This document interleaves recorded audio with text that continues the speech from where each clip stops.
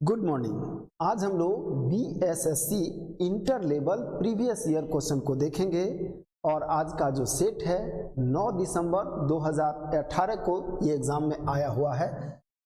पहला सवाल आपके सामने है, 12 व्यक्ति किसी काम को 8 दिनों में पूरा कर सकते हैं। इससे 4 गुना काम को 6 दिनों में समाप्त करने के लिए कितने व्यक्ति की आवश्यकता होगी। एकदम आसान सवाल। M1, T1, D1 का प्रयोग आप कर ही रहे हैं। आप देखिए पहली स्थिति में क्वेश्चन कहता है आदमी कितने हैं 12 और क्वेश्चन कहता है दिन कितना लगा है 8, काम क्या है एक, किसी काम को एक काम को। दूसरी स्थिति में इससे 4 गुना काम। अब क्वेश्चन कहता है दूसरी स्थिति में काम जो है 4 गुना, मतलब यहां एक काम है तो यहां 4 काम।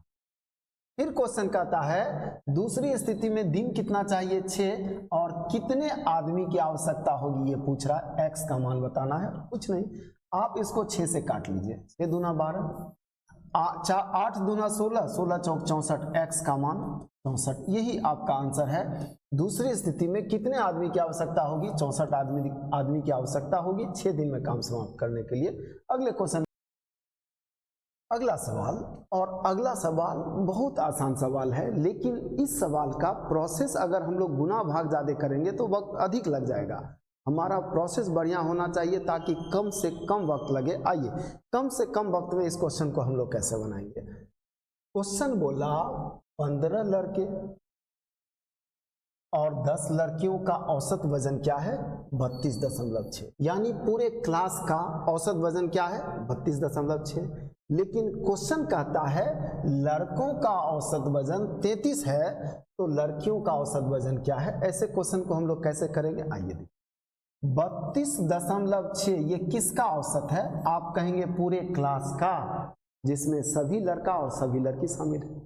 सभी का औसत 32.6 है तो हमने मान लिया सभी लड़का लड़की जितने हैं सब 32.6 के हैं, हमने फिलहाल मान लिया। लेकिन क्वेश्चन कहता है नहीं, लड़का तो 33 का है, लड़का 33 का है और लड़का का औसत वजन हमने क्या मान लिया 32.6, तो इससे लड़का ज्यादा कितना है, आप कहेंगे 0.4। लड़का इससे ज्यादा कितना है 0.4। 33 32.6 से यानी औसत से कितना ज्यादा है 0.4 और लड़कों की संख्या 15 है, यानी लड़का कहता है हम लोग तो 6 केजी ज्यादा है, 15 चौक 60 यानी 6। लड़का कहता है हम लोग औसत से 6 ज्यादा हैं।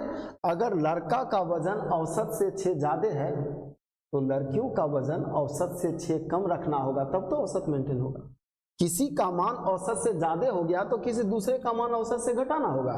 लड़का कितना ज्यादा है 6, तो लड़की कम होगी कितना 6, और लड़कियों की संख्या कितना है 10, तो 10 लड़की में 6 केजी कम, तो औसत कितना कम हो रहा है 0.6, यानी 0.6 लड़की कम है तो लड़कियों का वजन कितना होगा 32। और कुछ करने का जरूरत नहीं है, आपको ये बड़ा बड़ा गुना भाग करने का कोई जरूरत नहीं है। आप नहीं समझ पाए हैं तो आप फिर से देखिए, आपको ऐसे ही करना है। अगर आप गुना भाग से बचना चाहते हैं तो हमने क्या कहा, हमने कहा कि अगर सभी के सभी 32.6 हैं, हर कोई 32.6 है, हर कोई 32.6 है, हर कोई 32.6 है, यही ना, तो औसत 32.6 होगा, कोई फर्क नहीं पड़ता। लेकिन उसमें से ये कह रहा है कि हम ज्यादा हैं तो इसको थोड़ा कम होना होगा, यही तो हम कह रहे हैं। औसत मेंटेन करने के लिए यही करना है। कहता है लड़का 33 है, लड़का 32.6 नहीं है, लड़का 33 है, यानी वो 0.4 ज्यादा है, और एक लड़का तो नहीं है ना, लड़का तो 15 है, हर लड़का ज्यादा है इतना, तो लड़का ज्यादा कितना है 6 केजी। अगर लड़का 6 केजी ज्यादा है तो लड़कियों को 6 केजी कम होना होगा, और लड़की 6 केजी कम होगी तो लड़की एक तो नहीं है ना, लड़की तो 10 है, तो लड़कियों का औसत कितना कम हो रहा है 0.6, और 0.6 कम हो रहा है औसत से, तो लड़कियों का औसत कितना होगा 32 केजी। शायद हम उम्मीद करते हैं अब आपको समझने में कोई दिक्कत नहीं है, और अभी भी बहुत दिक्कत है तो हमारे चैनल में आप जाइए, इस तरह के क्वेश्चन को बहुत डीप वहाँ चर्चा किया गया है, शायद वहाँ कोई परेशानी नहीं होगी। हम लोग अगले क्वेश्चन में, ठीक है, ठीक है। अगला सवाल, एक सिपाही एक चोर को 200 मीटर की दूरी पर देखता है। जब सिपाही ने पीछा करना आरंभ किया, उसी समय चोर दौड़ना आरंभ कर दिया। यदि चोर की चाल 8 किलोमीटर प्रति घंटा एवं सिपाही की चाल 12 किलोमीटर प्रति घंटा है तो सिपाही कितने समय में चोर को पकड़ लेगा? बहुत बहुत बहुत आसान क्वेश्चन। देखने में क्वेश्चन थोड़ा बड़ा लग रहा होगा, घबराने का जरूरत नहीं है। देखिए क्वेश्चन कहता है कि 1 घंटा में सिपाही जाता है 12 किलोमीटर यानी 12,000 मीटर। 12 किलोमीटर कहें या 12,000 मीटर कहें, शायद कोई दिक्कत नहीं है। और 1 घंटा में चोर जाता है 8,000 मीटर, यही ना। तो हम देख रहे हैं सिपाही 4,000 अधिक जाता है चोर से, और सिपाही को चोर से ज्यादा दौड़ना पड़ेगा। कितना? 200 मीटर, क्योंकि सिपाही अगर यहाँ है तो चोर उससे आगे है। कितना? 200 मीटर। तो सिपाही को 200 मीटर ज्यादा दौड़ना, यही तो सवाल है ना। सवाल अब समझ गए हैं तो सॉल्यूशन समझना बहुत आसान है। देखिए हमने देखा सिपाही 4,000 मीटर अधिक दौड़ रहा है, यानी 4,000 मीटर का मेकअप कर रहा है। तो हम कहेंगे 4,000 मीटर का मेकअप करना हो तो सिपाही को दौड़ना पड़ेगा 1 घंटा यानी 60 मिनट। कहीं कोई दिक्कत क्या? 4,000 मीटर का मेकअप करना हो तो सिपाही को दौड़ना पड़ेगा 60 मिनट तक। तो हम कहेंगे 400 मीटर का मेकअप करने के लिए कितना दौड़ना पड़ेगा? आप कहेंगे 6 मिनट। तो हम कहेंगे 200 मीटर का मेकअप करने के लिए कितना दौड़ना पड़ेगा? आप कहिएगा 3 मिनट। यही आपका आंसर, और 3 मिनट ही आपका आंसर होना चाहिए। लेकिन ऑप्शन में मिनट ना देकर सेकंड दिया है, तो आप 180 सेकंड को आंसर कर लीजिए। आइए हम लोग अगले सवाल में। देखिए ये तो क्वेश्चन का हिस्सा है, ये सॉल्यूशन नहीं, ये आप जान रहे हैं। हमने सिर्फ मीटर और किलोमीटर रखा। आपका सॉल्यूशन देखिए तो मात्र इतना है। आपका सॉल्यूशन अगर देखा जाए तो मात्र इतना ही है, इससे ज्यादा करने का कोई जरूरत नहीं है। अगले सवाल में, एक धनराशि चक्रवृद्धि ब्याज पर 2 वर्षों में 480 रुपया एवं 3 वर्षों में 520 रुपया हो जाता है, ऐसा क्वेश्चन कह रहा है। तो क्वेश्चन कहता है दर क्या है? देखिए क्वेश्चन क्या कहता है, अगर धन आपका P, क्वेश्चन क्या कहता है, धन आपका P है तो ये P 2 साल में कितना हो जाता है? ये P 2 साल में हो जाता है 480, और यही P 3 साल में कितना हो जाता है? तो आप कहते हैं 520। तो अब आप दावे के साथ कह सकते हैं कि यहां से यहां आने में 1 साल लगा होगा, क्योंकि यहां से यहां 2 साल बीत गया और यहां से यहां 3 साल बीत गया, तो यहां से यहां 1 साल लगा होगा। तो 1 साल में 480 का ब्याज कितना मिला? आप कहेंगे 40। तो 40 रुपया का ब्याज कितना में मिला? 480 में। तो 100 में कितना मिलेगा? और जो 100 में मिलेगा वही तो दर होता है। इसी को कैलकुलेट कर लीजिए, इसको काटिए 12 बार में, और 4 से काट दीजिए 3 बार में, 4 से काट दीजिए 25 बार में। आपका आंसर आ गया 25/3%। यही आपका आंसर है। शायद यहाँ कुछ समझने बुझने का जरूरत नहीं है। हम लोग अगले क्वेश्चन में आते हैं। देखिए यहाँ आप कह सकते हैं कि आप 480 में क्यों लिखे? धन तो ये है, इस साल के लिए धन पिछला साल का मिश्र धन ही हो जाता है, ये आपको पता होगा। अगले क्वेश्चन में, एक चिड़ियाघर में हिरन एवं कबूतर है, उनके सिरों की संख्या 80 है, उनके पैरों की कुल संख्या इतना है, उस चिड़ियाघर में कितने कबूतर है? देखिए यहाँ भी हम वक्त बचाने का प्रयास करेंगे। हम जानते हैं ऐसे क्वेश्चन को आप एक्स मानते हैं, आप बनाते हैं। देखिए यहाँ करना क्या है, हम मान लेंगे सब के सब हिरन है, सिर की संख्या क्या है? 80 है, और सब के सब क्या है? हिरन है। तो आप कहेंगे 320 पाँव होगा। अगर 80 सिर है और सभी सिर हिरन का है तो पाँव भी तो सबको 4 होगा, तो पाँव कितना होना चाहिए? 320, और पाँव दिया कितना है? 240। तो हम कह रहे हैं 320 होना चाहिए और दिख रहा है 240। ऐसा क्यों हो रहा है? ऐसा इसलिए हो रहा है कि हमने सबको हिरन मान लिया। सब हिरन तो नहीं है, कुछ हिरन है, कुछ कबूतर है। अब ये जो कम हो रहा है ना, ये कितना कम हो रहा है? देखिए 80। ये 80 का कमी क्यों हो रहा है? क्योंकि एक हिरन के जगह एक कबूतर को लाते हैं तो 2 पाँव का कमी होता है।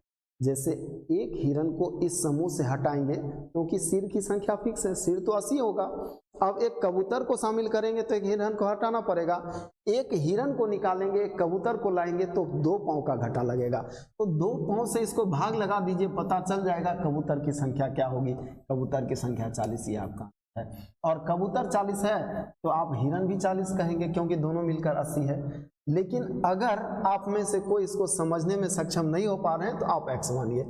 आप कहिए कुल 80 हैं, हमने माना कबूतर x है, हम उसके बाद हम कहेंगे हिरन 80 माइनस x होगा, फिर कहेंगे ये कबूतर का पाँव, ये कहेंगे ये हिरन का पाँव, और जोड़ देंगे कुल पाँव 240। इसमें भी x का मान आप निकालेंगे, आपका आंसर आ जाएगा 40। यही आपका आंसर है। इसको कैलकुलेट तो आप लोग कर ही सकते हैं। आइए हम लोग अगले क्वेश्चन। अगला सवाल, 2 संख्याओं का योगफल 15 है एवं उनके वर्गों का योगफल 113 है, बड़ी संख्या ज्ञात कीजिए। एकदम सिंपल सा क्वेश्चन है, एकदम सिंपल। ऐसे क्वेश्चन में आपको कोई x y z नहीं मानना है। देखिए क्वेश्चन कहता है बड़ी संख्या ज्ञात कर कीजिए।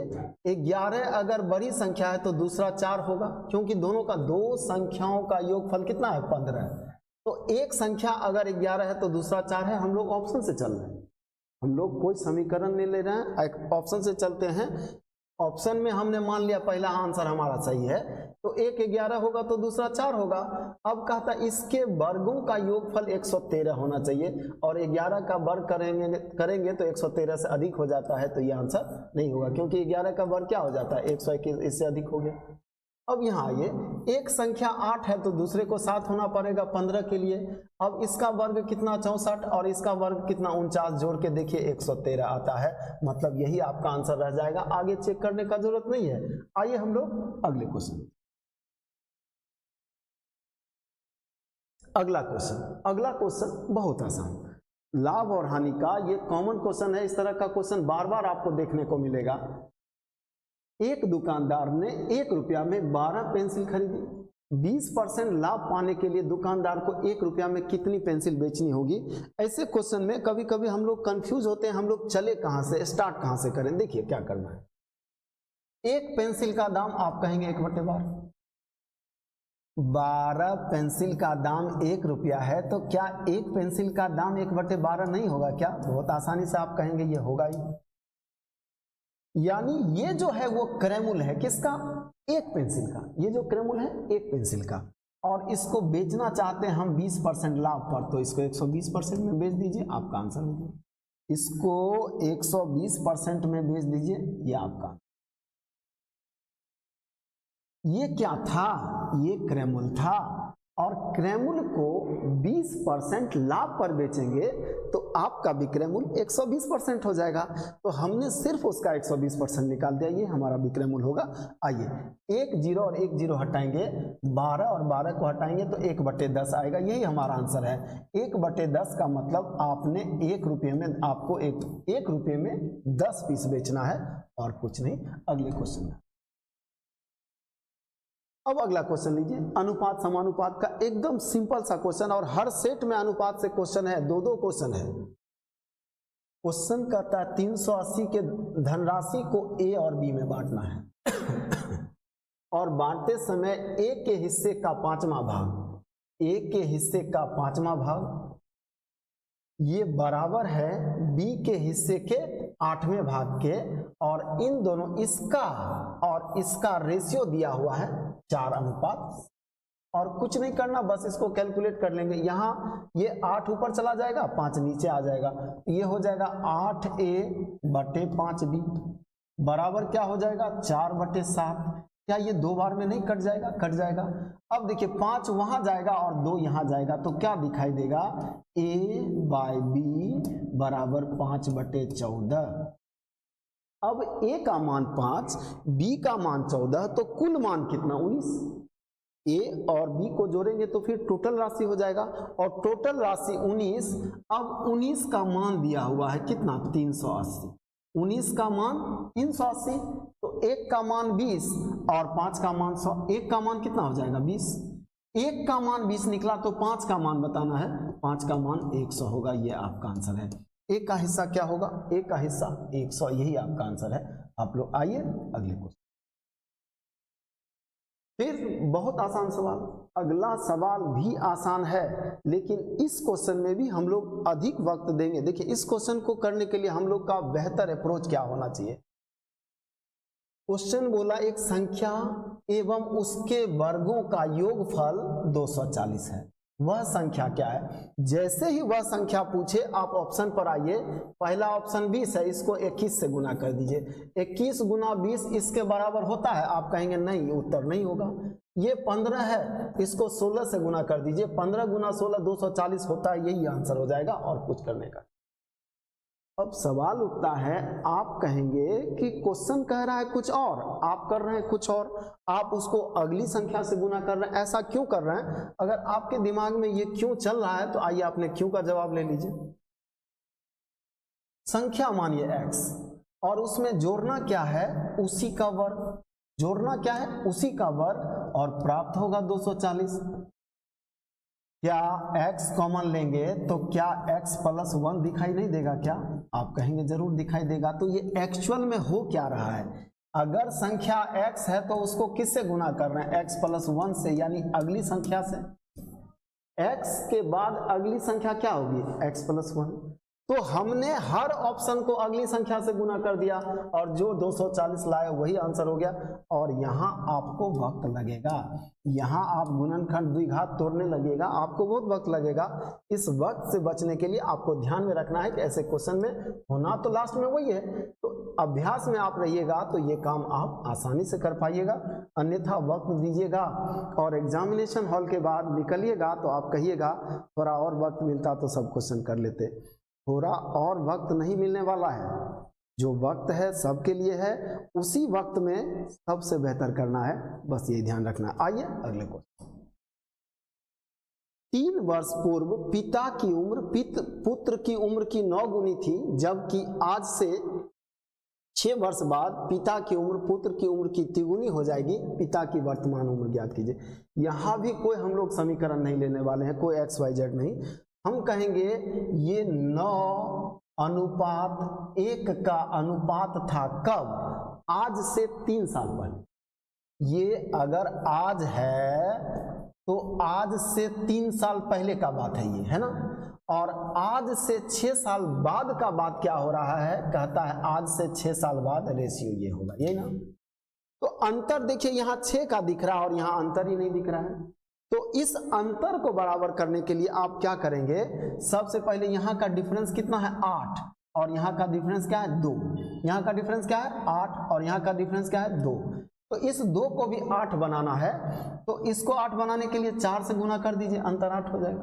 तो आप इसको गुना कर लेंगे 4 से, तो गुना करने के बाद क्या आएगा? इसको 4 से गुना करेंगे तो ये 12 होगा और ये 4 होगा। अब इसको कुछ देर के लिए आप भूल जाइए, इसका जरूरत नहीं है, इसका जरूरत नहीं। अब अंतर बराबर हो गया।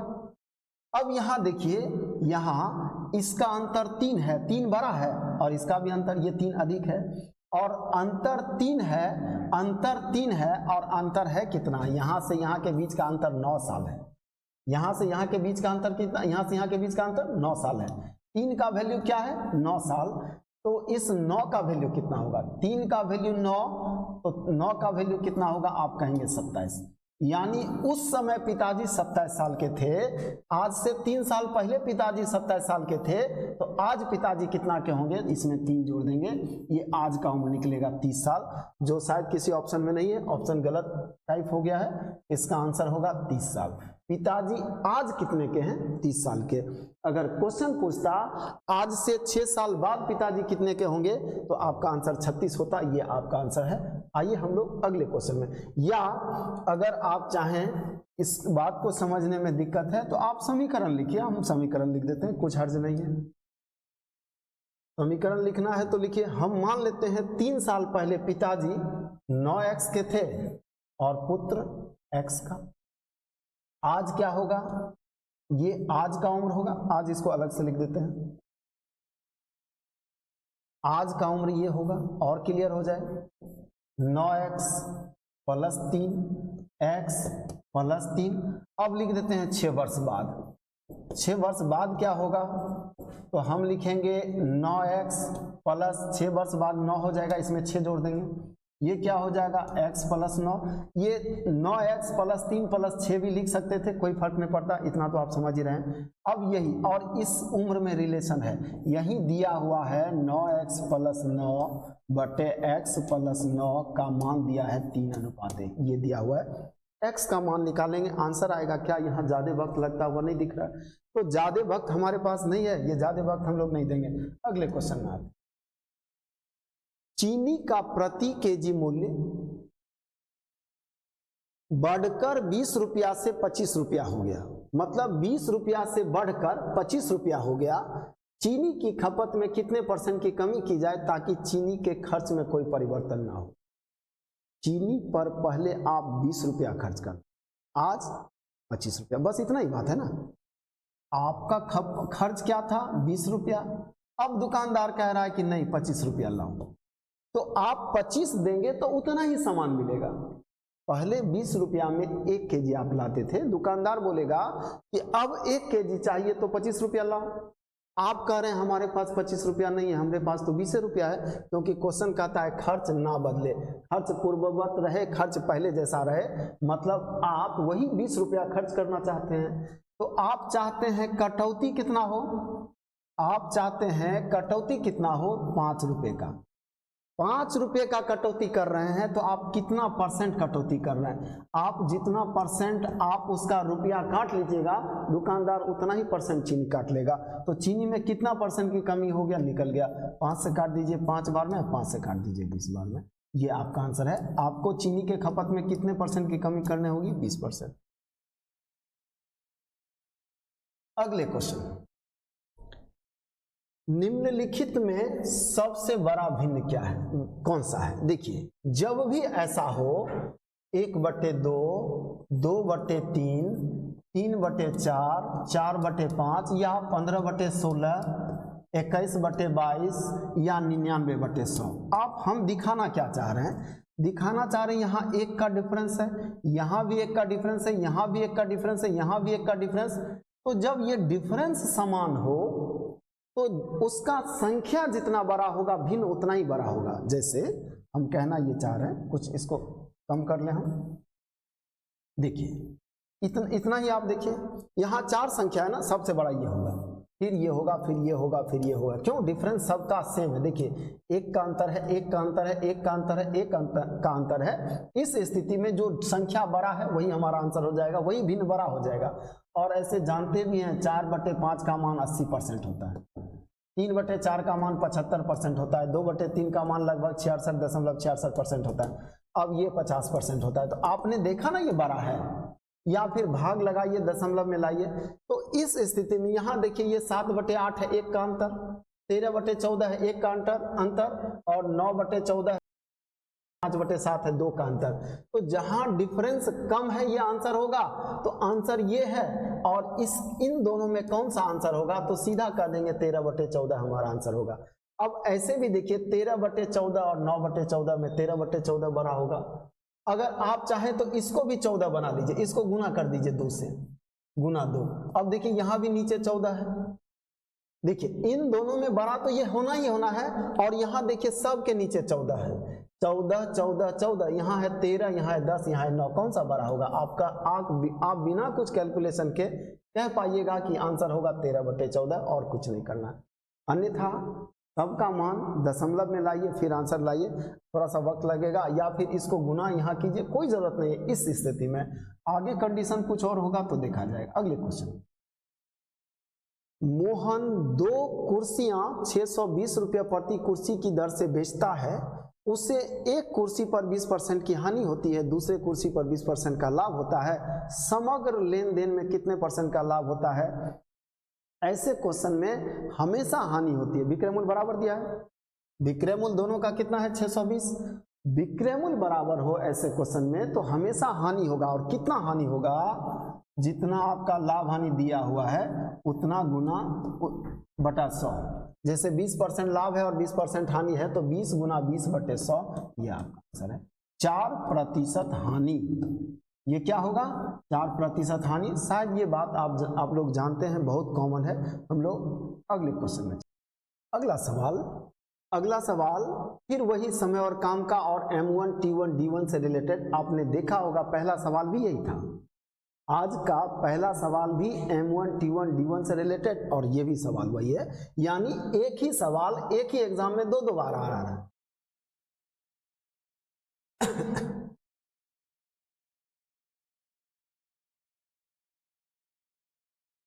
अगला सवाल क्या कहता है, 12 आदमी 8 घंटा प्रतिदिन करते हुए 6 दिनों में 960 टन पानी निकालते हैं, तो 8 पंप प्रतिदिन 6 घंटा काम करते हुए कितने दिनों में 1600 टन पानी निकालेंगे।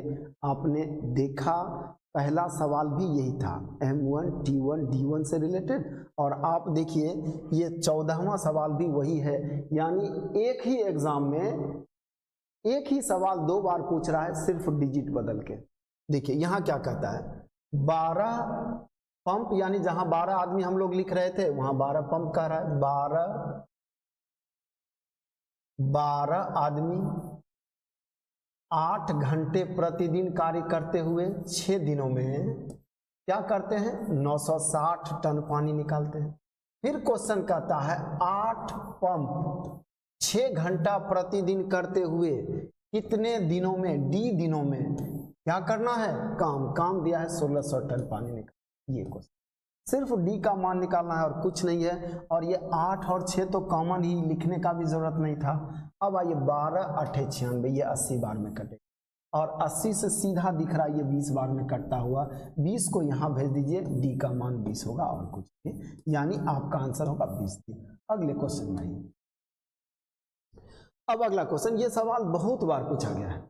आप जब सेट बनाते होंगे तो देखते होंगे ये सवाल अक्सर मिलता है आपको। क्वेश्चन कहता है, अनुपात का ये सवाल है, A अनुपात B बराबर B अनुपात C, तो इसका मान निकालें। जिसका मान निकालें इसको रहने देते हैं, पहले देखते हैं दिया क्या है। ये दिया है, जो दिया है पहले उसी का आप यूज लीजिए, जो दिया है उसका यूज लीजिए। दिया है A बाय B बराबर B बाय C, यानी आप कह सकते हैं B स्क्वायर बराबर AC, या आप ये भी कह सकते हैं B पर पावर 4 दे देंगे तो ये हो जाएगा A स्क्वायर C। ऐसा होगा क्या? अब आप पूछ सकते हैं कि यहाँ स्क्वायर था तो 2 पावर अपने मन से क्यों दे दिए, क्योंकि हमारे सवाल में 4 पावर है, तो यही मान उठा के वहां रख देंगे। अब पूछ रहा है A पर पावर 4 अनुपात B पर पावर 4, और B पर पावर 4 का मान हमारे पास पहले से रख देते हैं उठाकर। अब ये हो जाएगा A स्क्वायर C स्क्वायर, और ये 2 बार कट जाएगा, है ना, यहाँ 4 2 है, यहाँ 2 2 है, 2 कट जाएगा। आपका आंसर हो जाएगा A स्क्वायर C स्क्वायर। शायद कुछ समझाने कुछ दोहराने का कोई जरूरत नहीं है इस सवाल में। अगले क्वेश्चन में, अगला सवाल, 2 संख्याओं का योगफल 42 है एवं उनका गुणनफल 437 है, उन संख्याओं के मध्य निरपेक्ष अंतर ज्ञात कीजिए। ऐसे क्वेश्चन के लिए क्या करना, देखिए क्वेश्चन पूछता है 2 संख्याओं का अंतर, तो हम क्या कहते हैं, अंतर का वर्ग बराबर होता है योग का वर्ग प्लस 4 माइनस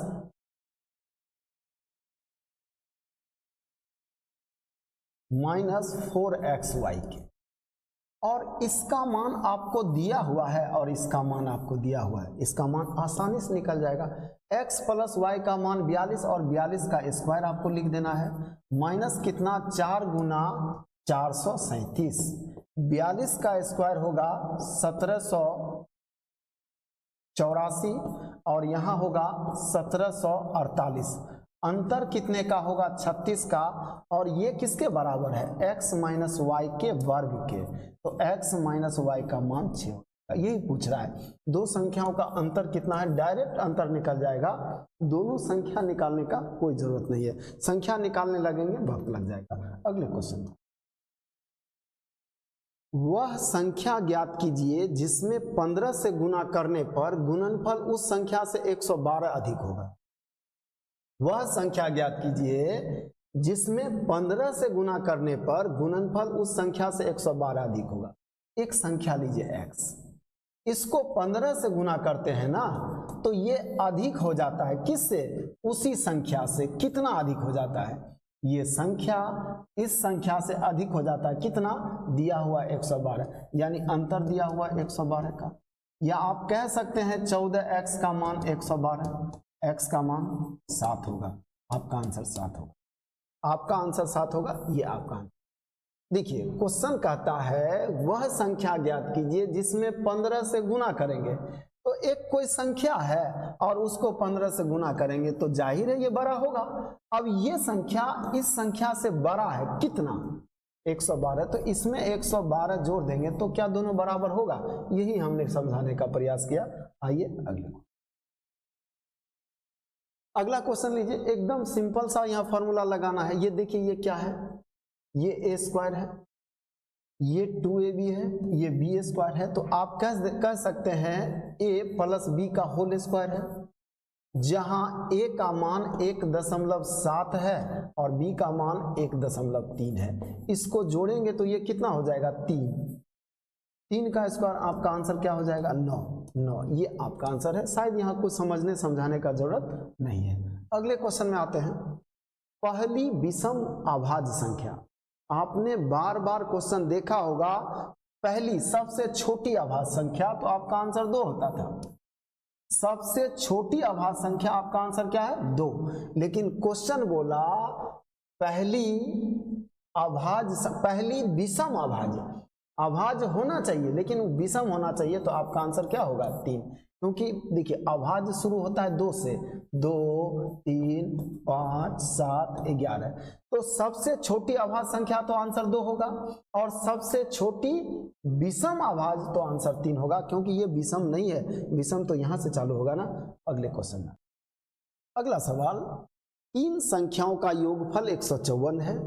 पहली संख्या दूसरी संख्या की दोगुनी एवं तीसरी संख्या पहली संख्या की 1/3 हो तो दूसरी संख्या क्या है? कुछ नहीं करना है। आप लीजिए पहली संख्या, दूसरी संख्या और तीसरी संख्या। क्वेश्चन बोला पहली संख्या दूसरी संख्या की 2 गुनी है, मतलब ये 2 है तब ये 1 है। यहां तक कोई दिक्कत नहीं।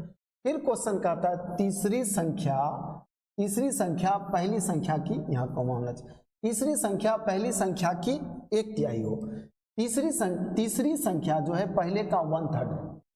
तीसरी संख्या पहले का 1/3 है, मतलब ये 1 है तो ये 1/3 है। या आप इसको ऐसा भी लिख सकते हैं कि ये 3 है तो ये 1 है। ये 1 होगा तो ये इसका तीसरा भाग होगा, ये 3 होगा तो भी ये तीसरा भाग होगा। तो आप फ्रैक्शन मत रखिए, फ्रैक्शन हटा के चलिए आप ऐसा लिखिए। अब आप देखिए कि पहली संख्या 2 और पहली संख्या 3, ऐसा तो नहीं हो सकता ना। या तो पहली संख्या 2 होगा या तो 3 होगा। तो हम क्या करते हैं, पहली संख्या को 6 बना लेते हैं। पहली संख्या को 6 बनाने के लिए इसको 3 से गुना कर देते हैं तो ये भी 3 से गुना हो जाएगा। इसको 2 से गुना करते हैं तो ये भी 2 से गुना हो जाएगा। अब सब संख्या आपके सामने है 6, 3 और 2। 6, 3 और 2। अब क्वेश्चन कहता है 3 संख्याओं का योगफल 154 है, तो इसको जोड़ेंगे तो 6, 3, 9 और 2 11, और 11 का मान 154 दिया हुआ है। 1 का मान कितना होगा? कितना बार में कटेगा ये? 1 कटेगा 1 बार में, 4 14 बार में। 1 का मान 14, किसका मान चाहिए? तो दूसरी संख्या ज्ञात करें, और दूसरी संख्या का मान 3 है। 3 का मान 14 या 42 होगा, या 14 या 42। अगले क्वेश्चन में, एक उद्यान में आम के पेड़ों की संख्या 10 पंक्ति एवं 12 स्तंभ है। मतलब अगर ऐसे 10 पेड़ लगा हुआ है तो ऐसे 12 पेड़ लगा हुआ, यही क्वेश्चन कह रहा है। ये पंक्ति और स्तंभ का मतलब यही है। फिर क्वेश्चन कहता है 2 पेड़ों के मध्य दूरी क्या है? 2 मीटर है।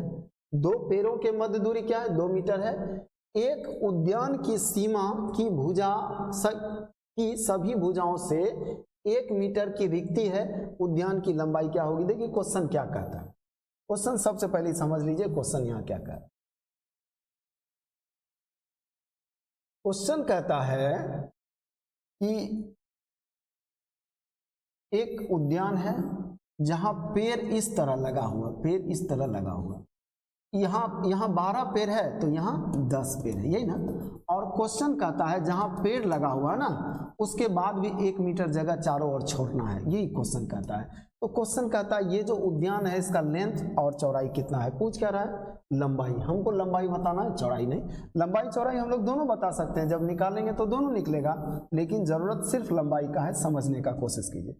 लंबाई निकालते हैं, यानी 12 पेड़ लग रहा है और हर पेड़ के बीच की दूरी क्या है 2 मीटर। पहले 12 पेड़ लगाइए, यहां से यहां 12 पेड़ लगाएंगे तो इसके बीच का जो फासला होगा 12 दूना 24 नहीं होगा, 11 दूना 22 होगा। बात समझ में आई क्या? यही हम लोग इस क्वेश्चन में गलती कर सकते हैं। आप जल्दी जल्दी में क्या करेंगे, 12 पेड़ है और हर पेड़ में 2 मीटर का दूरी चाहिए, नहीं, यहाँ गैप जो होगा 11 होगा। कैसे? जैसे 2 पेड़ के बीच में 1 गैप होता है, 3 पेड़ के बीच में 2 गैप होता है, 4 पेड़ के बीच में आप देखिए 3 गैप है, तो 12 पेड़ के बीच में 11 गैप होगा और हर गैप 2 मीटर का होगा। तो यहाँ जहां तक पेड़ लगा है वहां का फासला कितना हो जाएगा? आप कहेंगे 11 गुना 22। आप कहेंगे फासला क्या होगा 11 गुना 22। अब ये 11 गुना 2 22। अब यहां से यहां तक तो पेड़ लगा हुआ है, यहां से यहां तक पेड़ लगा हुआ है, यहां और यहां पेड़ लगा हुआ है। अब यहां 1 मीटर का फासला इधर छोड़ा गया होगा, 1 मीटर का फासला इधर छोड़ा गया होगा, तो कुल फासला कितना हो जाएगा 24 मीटर। यही आपकी लंबाई है और यही चौड़ाई होता तो वो भी हम लोग ऐसे ही काउंट कर लेते, लेकिन सिर्फ यहाँ लंबाई मांगा है, चौड़ाई निकालने का जरूरत नहीं। बात समझ में आई क्या? यहाँ जल्दी जल्दी में हम लोग क्या करते हैं, एक पेड़ के बीच 2 मीटर तो 12 दूना 24 मीटर और इधर 1 मीटर इधर 1 मीटर 26 मीटर आंसर। और देख लीजिए आपका ऑप्शन 26 भी दिया हुआ है, लेकिन ये गलत है, आपका आंसर 24 ही होगा। आइए हम लोग अगले क्वेश्चन, अगला सवाल। 4 सतत विषम संख्याओं का योगफल 72 है, दूसरी सबसे बड़ी संख्या क्या है? 4 संख्याओं का योगफल 72 है। अब यहां आप गलती क्या करेंगे, तुरंत मान लेंगे x, फिर अगला x प्लस 2, फिर अगला x प्लस 4, अगला x प्लस 6। अब जैसे ही लिखने लगेंगे और वक्त लग जाएगा, ये सब कुछ नहीं करना है हमको, सीधा कहिए 4 संख्याओं का योगफल 72 है तो औसत क्या होगा? आप कहेंगे 18। 4 संख्याओं का योगफल 72 है तो औसत क्या होगा 18। और 18 संख्या क्या है विषम, ये तो सम है, तो इसका मतलब आपका संख्या ऐसा होगा, आपका संख्या ऐसा होगा, मतलब इसके आसपास का ही संख्या होगा, क्योंकि औसत अगर 18 आ रहा है तो संख्या क्या होगा 17 और संख्या क्या होगा 19, ये क्या होगा 15 और ये कितना होगा 21। आपको दूसरी बड़ी संख्या पूछा जा रहा है, आपका आंसर 19 होगा।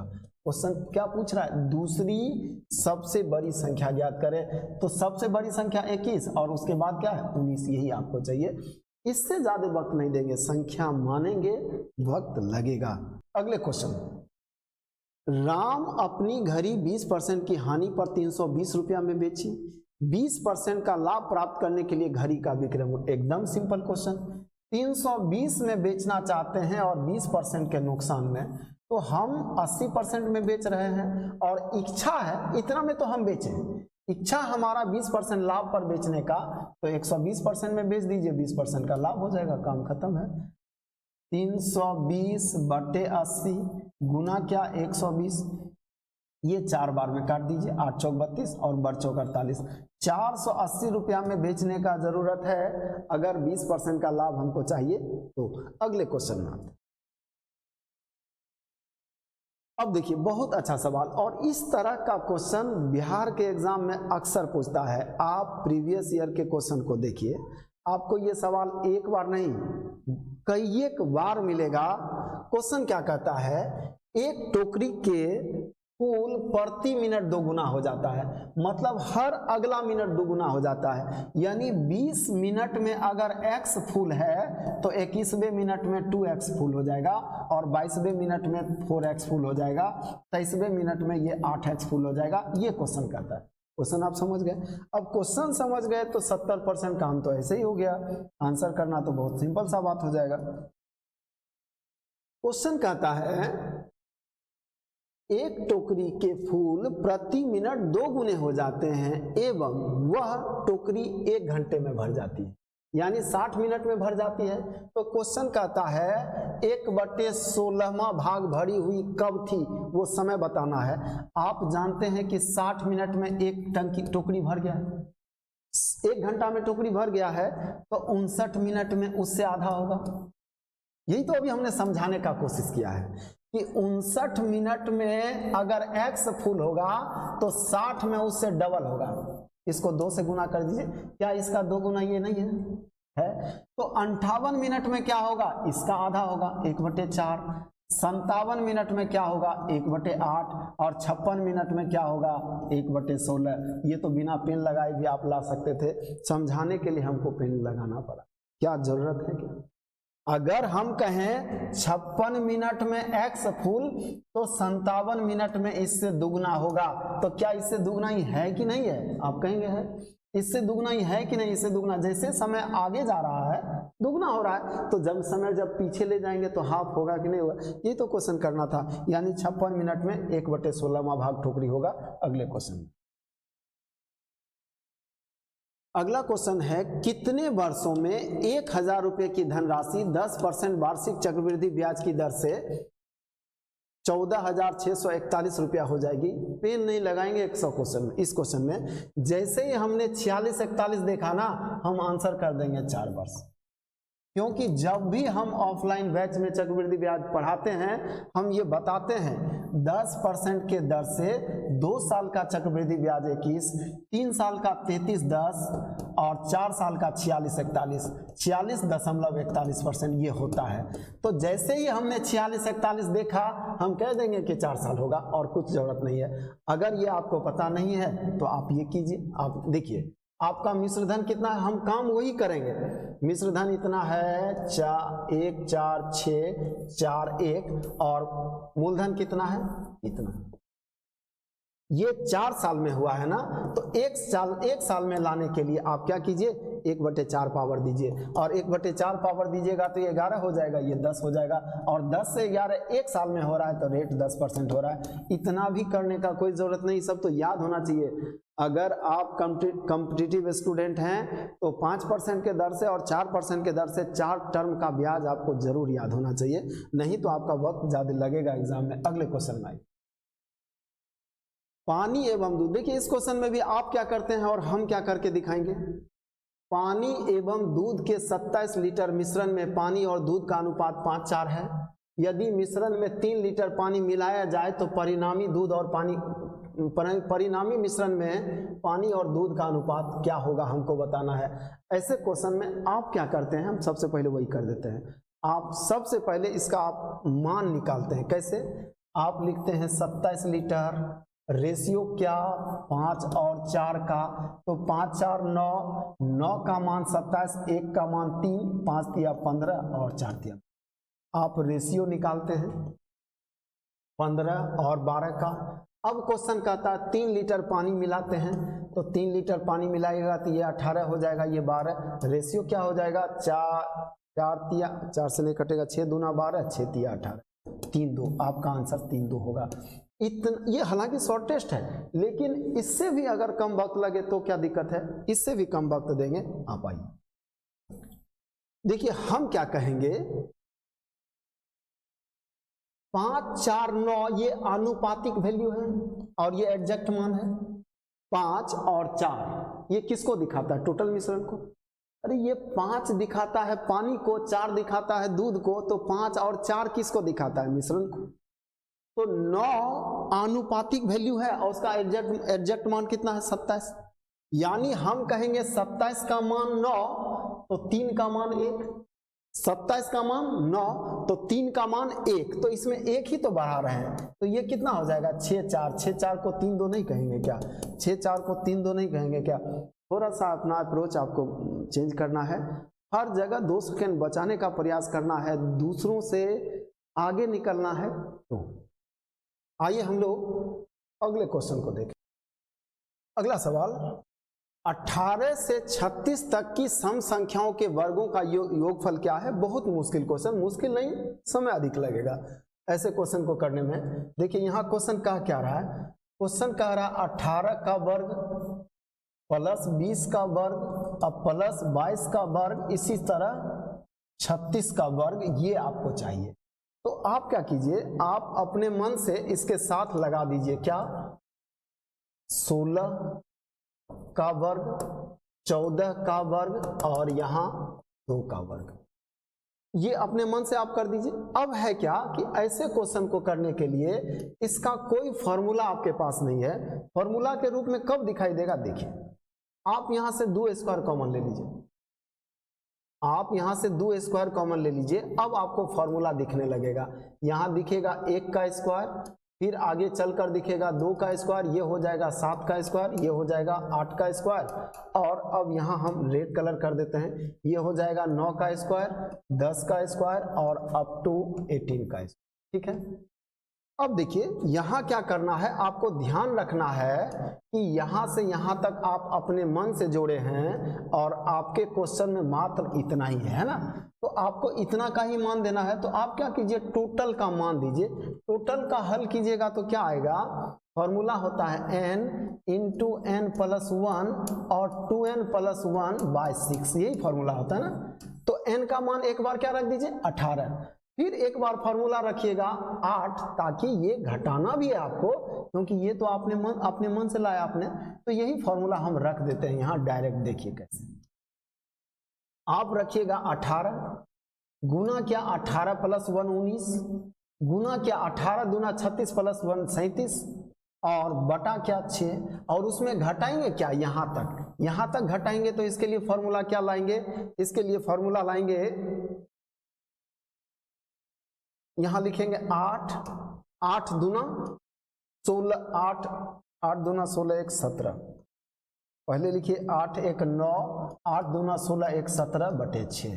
अब इसी को आप घटा लीजिए, यही आपका आंसर है। तो इसको काटना पड़ेगा, यहाँ लिखना पड़ेगा, और इसको काटिएगा तो 3 से 3 बार में, 3 से 2 बार में, और इसको 2 से काटिएगा, ये 4 बार में कटेगा। 4 तिया 12 गुना 17, 17 गुना 12 करेंगे तो 12 सते 84 का 4, बाकी 8 12 8 20 यानी 204। इसका वैल्यू कितना आया 204। अब वैल्यू किसका बताना है, अब वैल्यू लेंगे कितना 19 तिया 57 और 37, 19 तिया 57 गुना 37 आप कर लीजिए, 7 सते 49, बाकी 4 7 5 35 4 39, 7 5 35 4 39, फिर 3 से गुना करेंगे 7 तिया 21, 3 से गुना करेंगे 5 तिया 15 2 17। अब जोड़ लीजिए 9 9 1 10 7 3 10 1 11 2 2109। इसका वैल्यू क्या आया 2109। घटा लीजिए इसको और गुना कर दीजिए 2 स्क्वायर यानी 4 से। अब इसको घटाइएगा तो यहाँ गलती लिखा गया, ये 2109 है, ये 2109 है, माइनस यहाँ होगा। अब इसको घटाएंगे तो ये कितना होगा, यहाँ होगा 1905, इसको घटाएंगे तो क्या होगा 1905, और गुना किससे करना है 4 से। 19 चौक 76, 76 5 चौक 20, 7620, 19 चौक 76 7620 7620, ये आपका आंसर, ये आपका आंसर। और इस क्वेश्चन के लिए और कोई विकल्प नहीं है, क्योंकि और जितना भी तरीका आप लाएंगे सब महंगा होगा, इससे ज्यादा वक्त ले। आइए अगले क्वेश्चन को देखें। 4 अंकीय सबसे बड़ी संख्या ज्ञात कीजिए जो 12 15 18 से विभक्त है। 12 15 18 से विभक्त, इसका आप एलसीएम निकालिए, इसका लघुत्तम समापवर्ती निकालिए तो 180 आएगा। अब आप 180 से ही भाग लगा दीजिए, किसको, सबसे बड़ी संख्या को, 4 अंकों की सबसे बड़ी संख्या को। 5 बार में 900, बचेगा क्या 9 9 घट जाएगा, फिर 9, फिर 5 बार में 900 और बचेगा क्या 9 9, यानी ये 99 बच रहा है। तो ये 99 इसमें घटा देंगे तो जो संख्या मिलेगा वो पूर्णतः विभाज्य होगा, तो 99 घटाइए तो संख्या क्या होगा ये, यानी ये 4 अंकों की वो सबसे बड़ी संख्या है जो 180 से कट रहा है। 180 से कट रहा है मतलब इस सबसे कट रहा है। 12 15 18 आपका आंसर यही है। हम लोग इस सेट में, इस एग्जाम में जो भी क्वेश्चन पूछा गया सारे क्वेश्चन का सॉल्यूशन लेने का प्रयास किए हैं। अगर इस प्रयास से आपको कुछ भी लाभ पहुंचा है तो आप लाइक कीजिए और इस चैनल को शेयर कीजिए ताकि औरों तक भी ये लाभ पहुंच सके। हम लोग मिलते हैं अगले वीडियो में अगले सेट के साथ। धन्यवाद।